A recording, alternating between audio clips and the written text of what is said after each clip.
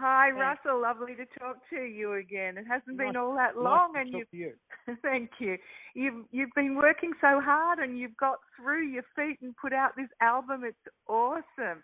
The weather in Byron Bay is obviously agreeing with you. Yeah, I think so.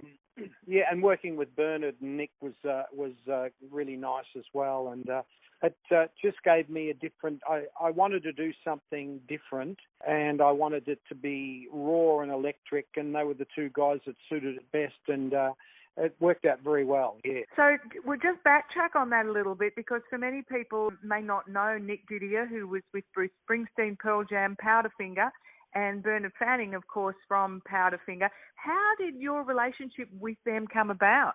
I ran into a friend of mine who was a violinist who worked with Bernard Fanning, and we were talking, and she said, why don't you get Bernard to produce it? And I said, I don't think he'd be interested. And she said, I think he might. And she said, well, I asked him. And she asked him, and he said, get him to give me a ring. So I gave him a ring, and he said, come and meet Nick and I, because we're starting to do stuff together. So I went down and sat there, and I said, these are the songs. I said, but I sincerely ask you, please don't just do this as a project. If you don't really, really love it and feel that you're emotionally involved with it and think it's going to be really good, it's not fair to me. And in the long run, it's not fair to you. Within 2 days, they rang back and said, listen, we love the songs. We really, really want to do this.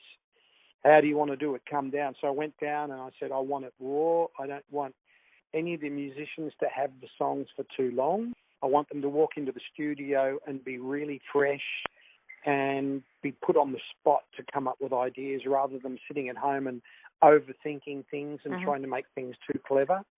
And I said, I want a raw edge. And I said, if there's any mistakes in the album, we leave them on. When you say that you wanted to leave the album raw, why was that so important to you?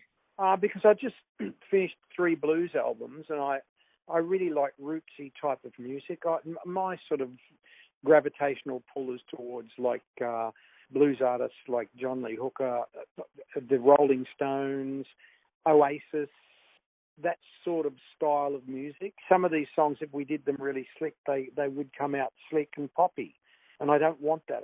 I want an edge to them. So you've got to be very proud of what you've done here. Yeah, I am. I think it's my best album, but I know artists will always say that. They'll always say, this is my best album. But sincerely, I think this is probably the best album I've done for what I wanted to achieve. And musically, I think the songs are pretty strong.